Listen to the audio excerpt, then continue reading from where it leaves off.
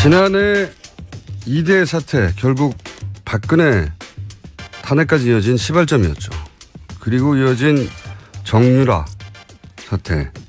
이때 교수실을 주도하고 그리고 청문회에서 눈물을 흘렸던 김혜숙 철학과 교수가 첫 직선제 총장으로 선출됐습니다. 전화 연결됐습니다. 안녕하세요, 교수님.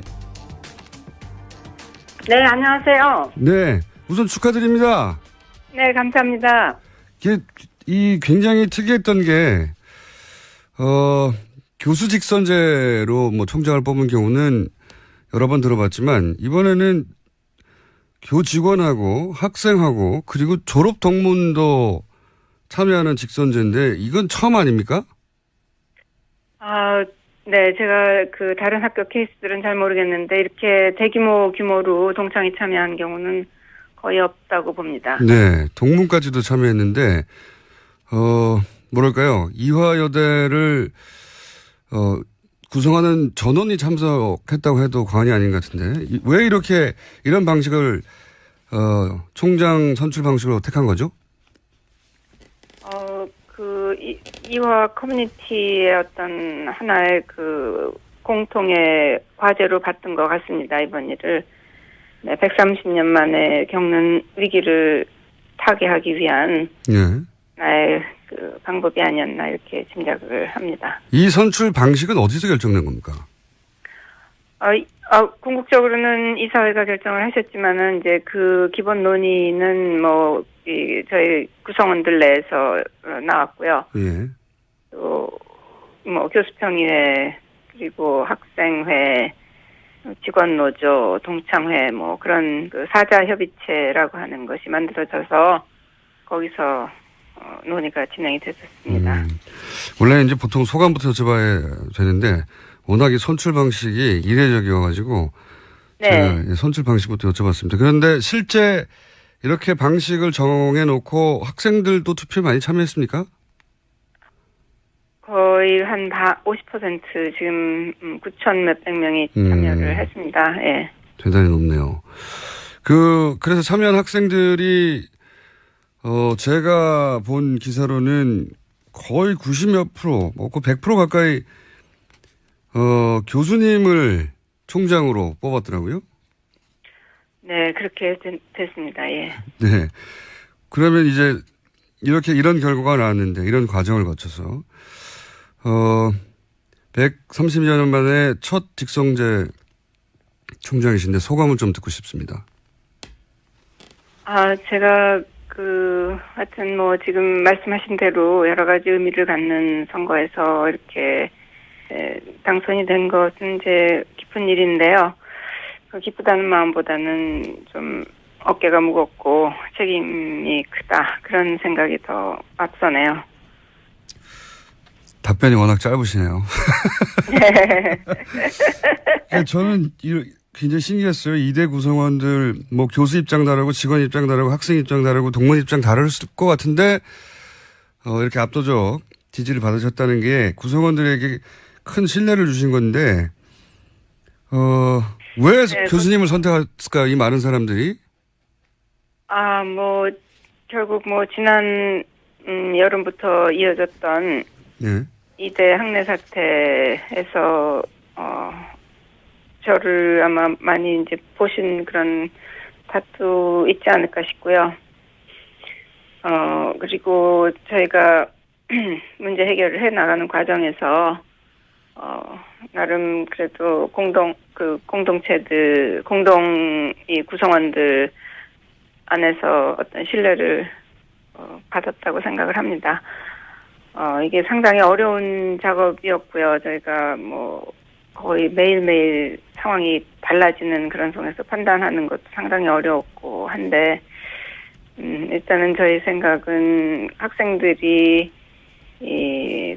어떤 정의를 위해서, 순수한 가치를 위해서, 어려운 상황을 겪어내고 있다고 판단을 했던 거고요. 그래서 학생들을 저희가 지지를 했던 그런 상황이었고, 그런 데서 이제 학생들 신뢰는 쌓아졌다고 생각을 하고요. 또 학생들이 굉장히 그 사태 후에 트라우마를 많이 겪고 했는데 이제 저희가 그런 것들을 좀 서포트 해주고 지속적으로 학생들에게 관심을 갖고 이제 이런 상황이었기 때문에 그렇다고 보여지고요. 또 뭐 동창분들은 동창분들대로 여러 뉴스나 인터넷 매체 통해서 또 그 학생들과 연계된 졸업생 이 학생들을 또 졸업생들이 강력하게 서포트를 해주고 언니들이 있다, 뭐 이제 언니들이 배우다 이런 말을 만들어내면서까지 상황 전개가 이루어졌었던 상황에서 동창분들도 저희에 대한 신뢰가 있었던 것 같습니다. 교수님들은 뭐 가까이서 저희가 지내왔으니까 상황을 더 잘 파악을 하고 있으신 분들이고. 네.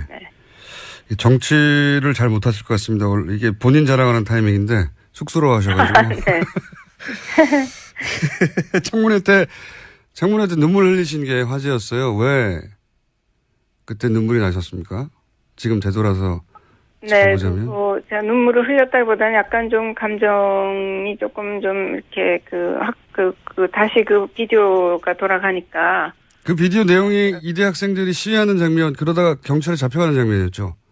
예, 경찰 잡혀가는 장면인데 네. 아마 그걸 다 보시면 상당히 마음들이 저랑 뭐 그렇게 다르지 않았으리라고 생각을 합니다. 그 학생들이 거의 절규하듯이 끌려나가는 그런 그 상황에서 벌어지는 여러 가지 그 소리나 이런 것들 들으시면, 저는 저는 그걸 그 전에 한번 봤었고요. 그 상황에서 많은 교수님들이 또 눈물을 흘리셨고, 또 그거 장면이 다시 나오니까는 아직도 저것 때문에 고통받는 애들이 있다는 이런 생각도 들고 해서 좀 착잡한 심정이 들었고 아마 그래서 좀 감정이 약간 좀 북박치는 그런 상태였던 것 같습니다. 근데 화제가 됐던 이유는 청문회에 나온 다른 교수님들은 담담하셨거든요. 네. 교수님만 울컥하신 건. 입장이 다르니까, 네. 다른 위치에 있으니까 아마 다른 감정을 가지셨겠죠. 네. 이 진행되는 재판은 지켜보고 계십니까? 챙겨보고? 최경희 전 교수라든가. 뭐 이렇게 좋은 뉴스는 아니니까 그렇지만 또 이대 뉴스가 나오니까 뭐 눈이 안 갈 수는 없고요. 네, 보고 있습니다. 이제 그런 재판이나 그로 인해서 뭐 상처받은 이대 구성원들도 있을 것이고 또는 학교 명예도 있고 이거 어떻게 해결해 나갑니까 앞으로? 앞으로 이제 학교가 가지고 해결해야 할 과제 혹은 뭐 공약 이거 간단하게 정리해 주십시오. 일단 저는 이대가 어쨌든 국민들의 어떤 기대나 이대에 대한 그 바람이나 이런 것들을 저버린 데 대해서 상당히 죄송스러운 마음으로 있고요. 굉장히 공신력이 손상됐다고 생각을 합니다. 그런데 이제 한편으로는 또 우리가 해결해 나가야 될 문제들이 산적해 있는 상황이고 일단은 구성원들의 신뢰 회복이 급선무라고 생각을 합니다. 그래서 이 신뢰 회복을 위해서 제가 여러 가지 노력을 기울여야 될 것 같고요.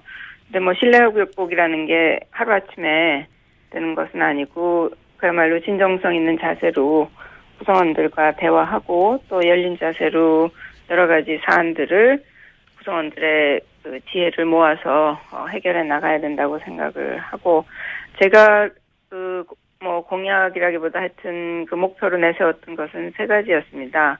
투명하고 공정한 이화를 구축해야 되겠다는 거 하고 모든 구성원이 존중받는 그런 커뮤니티를 만들어야 되겠다는 거 하고 그다음에 대학 본연인 교육과 연구에 집중할 수 있는 그런 환경이 돼야 되겠다. 그 세 가지였는데 이 세 가지 목표를 위해서 제가 혼신을 다해서 움직여야 되겠죠. 그 대학 본연의 목표를 강조하시는 건 그동안 대학이 이 연구가 본연의 목표가 아니라 혹시 그동안 지나치게 비즈니스적인 관점에서 학교가 운영됐다 이렇게 생각하시는 건가요? 아무래도 대학들이 지금 재정적으로 여러 어려움을 겪다 보니까 그 국가가 지금 이제 뭐 구조조정 차원에서 내세우는 여러 가지 뭐 프로그램이나 프로젝트 이런 것들에 참여하지 않을 수 없는 이런 상황이 되고 그러다 보니까 이제 교수님들이 뭐 한두 달씩 자기 연구 아닌 다른 종류의 이제 프로젝트 구성하는데 동원되다시피 하는 이런 상황이 벌어지고 하니까 특히 이제 젊은 교수님들은 그 연구 막 뭐라 그럴까요?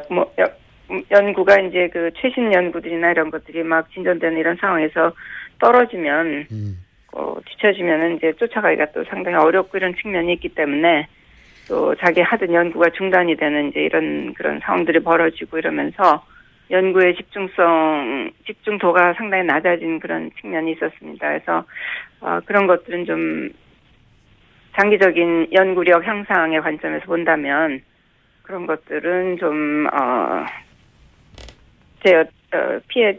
피해야 된다고 생각을 합니다. 예. 교수님 이제 그런 점에 있어서 이제 본연 말씀드린 겁니다. 알겠습니다. 교수님 이제 첫날이고 해서 당분간 네. 정신 없으시겠지만 좀 네. 정리가 되면 스튜디오에 한번 직접 나와 주십시오. 제가 교수님 중간중간에 해맑게 웃으시는 걸 보니까 네. 스튜디오 직접 나오시면 아주 빵빵 터질 것 같습니다. 그런가요? 네.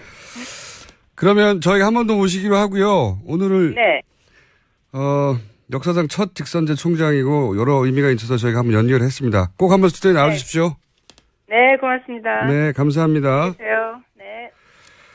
예, 2대 사태 이후에 첫 직선제, 첫 총장 김혜숙 교수였습니다.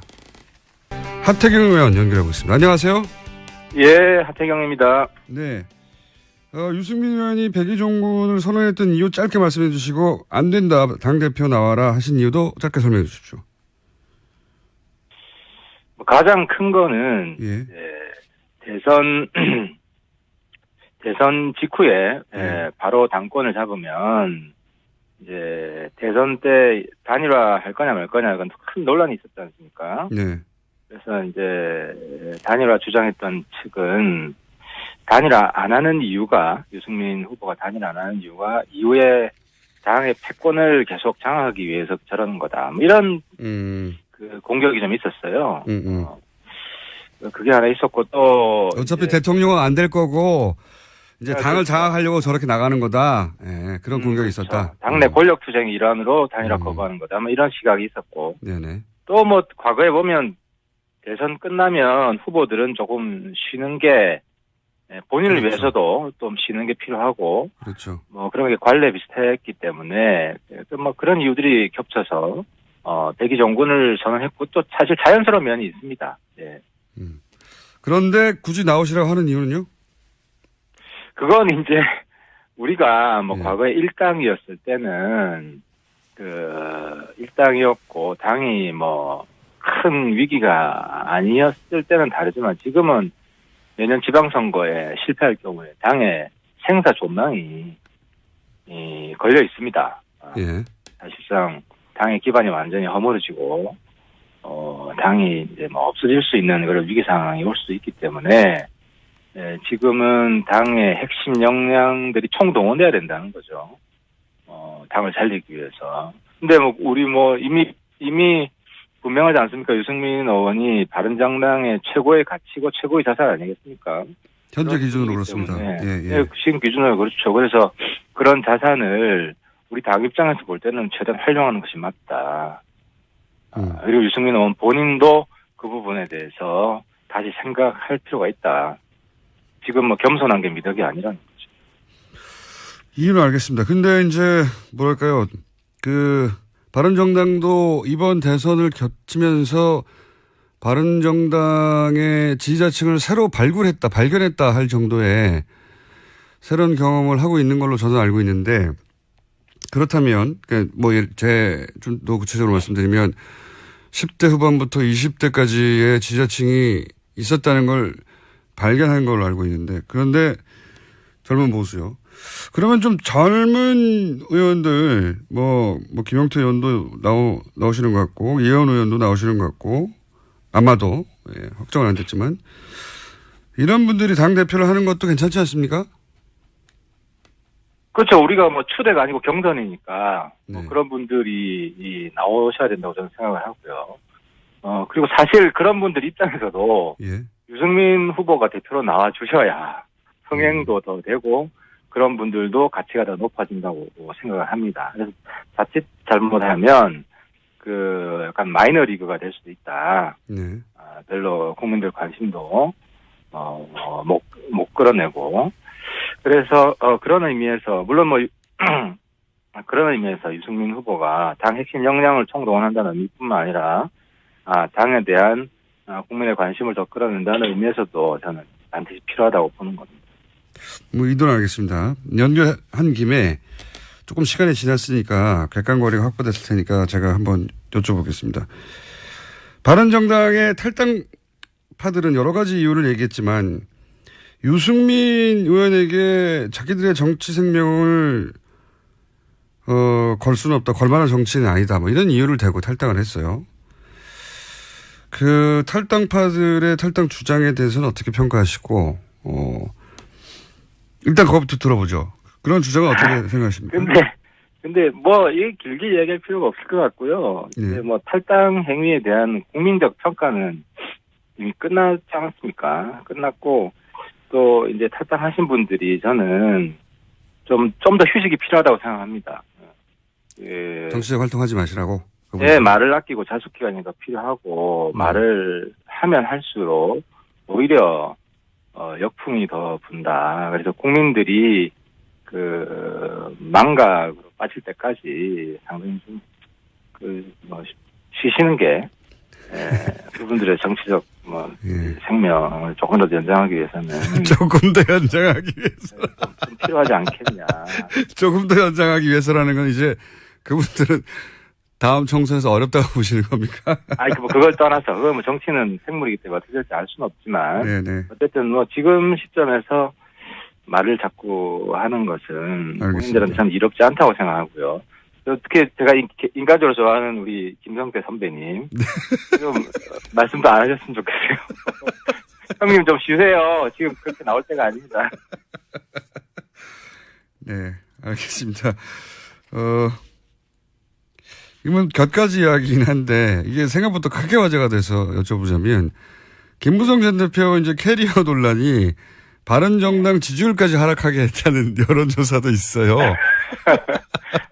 근데 제가 김무성 대표 좀 변론을 좀 해야겠는데 예. 김무성 대표님 연배 예. 정치 선배죠. 정치 육성 아닙니까?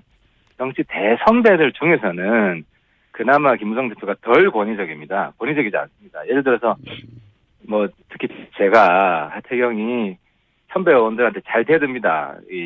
제 입장하고 다르게 되면 막 공개적으로 비판하고 막 비난도 하고 네. 특히 뭐 김무성 대표 앞에서는 당연히 그러면 뭐 하면서 제가 막 소리 지른 적도 있고 막 그렇습니다. 근데 이런 식으로 좀 막 대들면은 좀 연배가 있는 의원님들 같은 경우에는 그 다음부터 아예 전화도 안 받습니다. 그리고 아예 찍힙니다. 그리고 대화도 안 해줍니다. 근데 안 해주는 분들도 있습니다. 다 그렇다는 얘기 아니고요. 그런 분들도 있는데 뭐 김무성 대표 같은 경우는 또 이제 그렇더라도 이제 수평적으로 대화하고 토론하고 그리고 또 이제 뭐 술 한잔 마시면서 뭐 그때 제가 좀 과했습니다 하면 또 사과도 받아주시고 뭐 이런 식으로 좀 굉장히 수평적인 정치인입니다. 알겠습니다. 네. 그 한 면만을 보고 네. 대표가 너무 뭐 구시대 권위주의적인 정치인입니다. 이렇게 평가하는 건 좀 억울하다. 아무튼 좀 억울할 수 있을 것 같습니다. 네. 의원님의 변론은 잘 알아들었는데 변론이 도움이 될지는 모르겠습니다. 워낙. 뭐 국민들이 뭐 평가하시겠죠. 자, 또 연결한 김에 여러 가지 재미있는 포인트가 있어 의원님을 연결했는데 그 문재인 정부에 대한 지금 뭐 워낙 초기이기 때문에 그렇기도 합니다만 문재인 정부에 대해서도 몇 가지 평가를 하셨던데 긍정적으로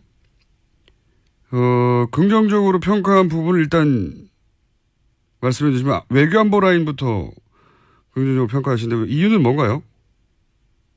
강경화 후보자는 제가 개인적으로 압니다. 그분은 아는 사람이라서 유엔에서 뭐 일도 잘하고 외교관으로서의 능력을 이미 검증받은 분이고요. 그리고 특히 이제 북한 인권 관련해서 유엔에서 북한 인권 조사위원회 구성하고 그리고 뭐 김정은 반인도적 범죄자라고 유엔에서 규정했지 않습니까? 그런 북한 인권 문제에 있어서 상당히 적극적으로 지원을 했던 분이고, 그리고 특히 이제 문재인 정부가 이제 과거 이제 북한 인권 결의안 그 논란도 있었지 않습니까? 그래서 그런 부분을 좀 커버하고 또 정부의 보수층에도 안심을 시키고 그런 면에서 상당히 좀 탁월한 선택이라고 보고 있고요. 그리고 뭐 일각에서는 양자 외교만 했지 다자 외교는 안 했다고 하는데 대체로 뭐 보면 공부 잘하는 사람들 보면 영어 잘하면 수학도 잘합니다.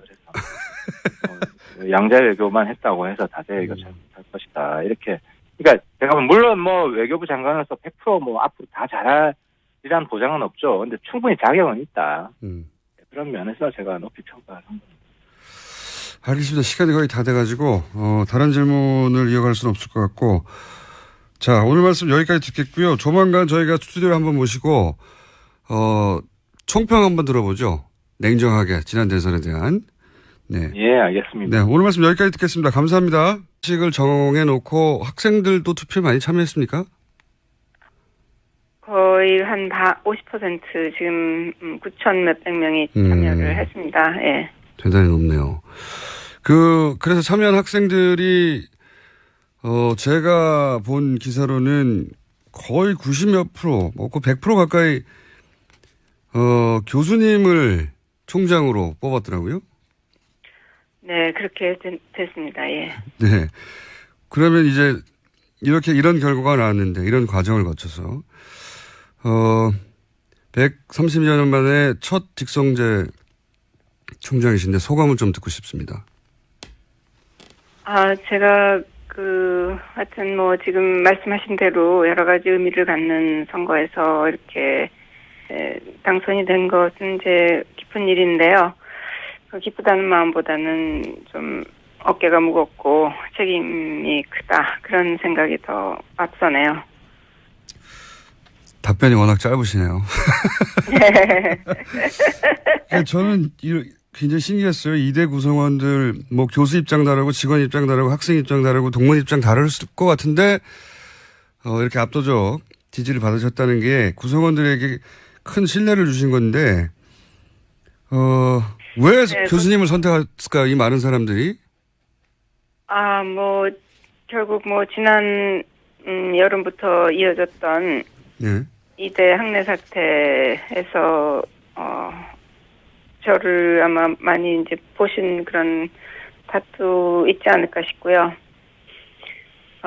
그리고 저희가 문제 해결을 해 나가는 과정에서 나름 그래도 공동체들, 이 구성원들 안에서 어떤 신뢰를 받았다고 생각을 합니다. 이게 상당히 어려운 작업이었고요. 저희가 뭐 거의 매일매일 상황이 달라지는 그런 속에서 판단하는 것도 상당히 어려웠고 한데, 모든 구성원이 존중받는 그런 커뮤니티를 만들어야 되겠다는 거 하고, 그다음에 대학 본연인 교육과 연구에 집중할 수 있는 그런 환경이 돼야 되겠다. 그 세 가지였는데, 이 세 가지 목표를 위해서 제가 헌신을 다해서 움직여야 되겠죠. 대학 본연의 목표를 강조하시는 건 그동안 대학이 이 연구가 본연의 목표가 아니라 혹시 그동안 지나치게 비즈니스적인 관점에서 학교가 운영됐다, 이렇게 생각하시는 건가요? 아무래도 대학들이 지금 재정적으로 여러 어려움을 겪다 보니까 예. 국가가 지금 이제 뭐 구조조정 차원에서 내세우는 여러 가지 뭐 프로그램이나 프로젝트 이런 것들에 참여하지 않을 수 없는 이런 상황이 되고, 그러다 보니까 이제 교수님들이 뭐 한두 달씩 자기 연구가 아닌 다른 종류의 이제 프로젝트 구성하는데 동원되다시피 하는 이런 상황이 벌어지고 하니까, 특히 이제 젊은 교수님들은 그 연구 막 뭐라 그럴까요? 연구가 이제 최신 연구들이나 이런 것들이 막 진전되는 이런 상황에서 떨어지면 뒤처지면은 이제 쫓아가기가 또 상당히 어렵고 이런 측면이 있기 때문에 또 자기 하던 연구가 중단이 되는 이제 이런 그런 상황들이 벌어지고 이러면서 연구의 집중도가 상당히 낮아진 그런 측면이 있었습니다. 그래서 그런 것들은 좀 장기적인 연구력 향상의 관점에서 본다면 그런 것들은 좀 피해야 된다고 생각을 합니다. 예. 교수님 이제 그런 점에 있어서 이제 본연 말씀드린 겁니다. 알겠습니다. 교수님 이제 첫날이고 해서 당분간 네. 정신 없으시겠지만 좀 네. 정리가 되면 스튜디오에 한번 직접 나와 주십시오. 제가 교수님 중간중간에 해맑게 웃으시는 걸 보니까 네. 스튜디오 직접 나오시면 아주 빵빵 터질 것 같습니다. 그런가요? 예. 네. 그러면 저희가 한 번 더 모시기로 하고 또 그거 장면이 다시 나오니까는 아직도 저것 때문에 고통받는 애들이 있다는 이런 생각도 들고 해서 좀 착잡한 심정이 들었고 아마 그래서 좀 감정이 약간 좀 북박치는 그런 상태였던 것 같습니다. 근데 화제가 됐던 이유는 청문회에 나온 다른 교수님들은 담담하셨거든요. 네. 교수님만 울컥하신 건. 입장이 다르니까, 네, 다른 위치에 있으니까 아마 다른 감정을 가지셨겠죠. 예. 이 진행되는 재판은 지켜보고 계십니까? 챙겨보고? 최경희 전 교수라든가. 뭐 이렇게 네. 좋은 뉴스는 아니니까 그렇지만 또 이대 뉴스가 나오니까 뭐 눈이 안 갈 수는 없고요. 네, 보고 있습니다. 이제 그런 재판이나 그로 인해서 뭐 상처받은 이대 구성원들도 있을 것이고 또는 학교 명예도 있고 이거 어떻게 해결해 나갑니까 앞으로? 앞으로 이제 학교가 가지고 해결해야 할 과제 혹은 뭐 공약 이런 거 간단하게 정리해 주십시오. 일단 저는 이대가 어쨌든 국민들의 어떤 기대나 이대에 대한 그 바람이나 이런 것들을 저버린 데 대해서 상당히 죄송스러운 마음으로 있고요. 굉장히 공신력이 손상됐다고 생각을 합니다.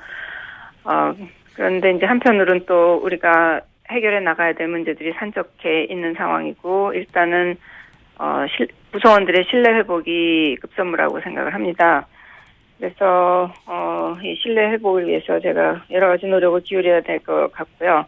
근데 뭐 신뢰 회복이라는 게 하루아침에 되는 것은 아니고 그야말로 진정성 있는 자세로 구성원들과 대화하고 또 열린 자세로 여러 가지 사안들을 구성원들의 지혜를 모아서 해결해 나가야 된다고 생각을 하고 제가 뭐 공약이라기보다 하여튼 목표로 내세웠던 것은 세 가지였습니다. 투명하고 공정한 이화를 구축해야 되겠다는 거 하고 지난해 2대 사태 결국 박근혜 탄핵까지 이어진 시발점이었죠. 그리고 이어진 정유라 사태. 이때 교수실을 주도하고 그리고 청문회에서 눈물을 흘렸던 김혜숙 철학과 교수가 첫 직선제 총장으로 선출됐습니다. 전화 연결됐습니다. 안녕하세요, 교수님. 네, 안녕하세요. 네, 우선 축하드립니다. 네, 감사합니다. 이 굉장히 특이했던 게 교수 직선제로 뭐 총장을 뽑은 경우는 여러 번 들어봤지만 이번에는 교직원하고 학생하고 그리고 졸업 동문도 참여하는 직선제인데 이건 처음 아닙니까? 네, 제가 다른 학교 케이스들은 잘 모르겠는데 이렇게 규모로 동창이 참여한 경우는 거의 없다고 봅니다. 네, 동문까지도 참여했는데 뭐랄까요? 이화여대를 구성하는 전원이 참석했다고 해도 과언이 아닌 것 같은데 왜 이런 방식을 총장 선출 방식으로 택한 거죠? 이화 커뮤니티의 어떤 하나의 공통의 과제로 봤던 것 같습니다. 이번 일을. 네, 130년 만에 겪는 위기를 타개하기 위한 나의 방법이 아니었나 이렇게 짐작을 합니다. 이 선출 방식은 어디서 결정된 겁니까? 궁극적으로는 이사회가 결정을 하셨지만은 이제 기본 논의는 저희 구성원들 내에서 나왔고요. 예. 또 교수평의회 그리고 학생회, 직원노조, 동창회 뭐 그런 그 사자협의체라고 하는 것이 만들어져서 거기서 논의가 진행이 됐었습니다. 원래 이제 보통 소감부터 여쭤봐야 되는데 워낙 이 선출 방식이 이례적이어가지고 네. 제가 선출 방식부터 여쭤봤습니다. 그런데 실제 이렇게 방식 일단은 저희 생각은 학생들이 그 어떤 정의를 위해서 순수한 가치를 위해서 어려운 상황을 겪어내고 있다고 판단을 했던 거고요. 그래서 학생들을 저희가 지지를 했던 그런 상황이었고 그런 데서 이제 학생들 신뢰는 쌓아졌다고 생각을 하고요. 또 학생들이 굉장히 그 사태 후에 트라우마를 많이 겪고 했는데 이제 저희가 그런 것들을 좀 서포트 해주고 지속적으로 학생들에게 관심을 갖고 이제 이런 상황이었기 때문에 그렇다고 보여지고요. 또 뭐 동창분들은 동창분들대로 여러 뉴스나 인터넷 매체 통해서 또 그 학생들과 연계된 졸업생 이 학생들을 또 졸업생들이 강력하게 서포트를 해주고 언니들이 있다, 뭐 이제 언니들이 배우다 이런 말을 만들어내면서까지 상황 전개가 이루어졌었던 상황에서 동창분들도 저희에 대한 신뢰가 있었던 것 같습니다. 교수님들은 뭐 가까이서 저희가 지내왔으니까 상황을 더 잘 파악을 하고 있으신 분들이고. 네. 네. 정치를 잘 못하실 것 같습니다. 이게 본인 자랑하는 타이밍인데 쑥스러워하셔가지고. 네. 청문회 때 눈물 흘리신 게 화제였어요. 왜 그때 눈물이 나셨습니까? 지금 되돌아서 네, 짚어보자면. 제가 눈물을 흘렸다기보다는 약간 좀 감정이 조금 좀 이렇게 다시 그 비디오가 돌아가니까. 그 비디오 내용이 이대 학생들이 시위하는 장면, 그러다가 경찰에 잡혀가는 장면이었죠. 예, 경찰 잡혀가는 장면인데 네. 아마 그걸 다 보시면 상당히 마음들이 저랑 뭐 그렇게 다르지 않았으리라고 생각을 합니다. 그 학생들이 거의 절규하듯이 끌려나가는 그런 그 상황에서 벌어지는 여러 가지 그 소리나 이제 이런 것들 들으시면, 저는 그걸 그 전에 한번 봤었고요. 그 상황에서 많은 교수님들이 또 눈물을 흘리셨고,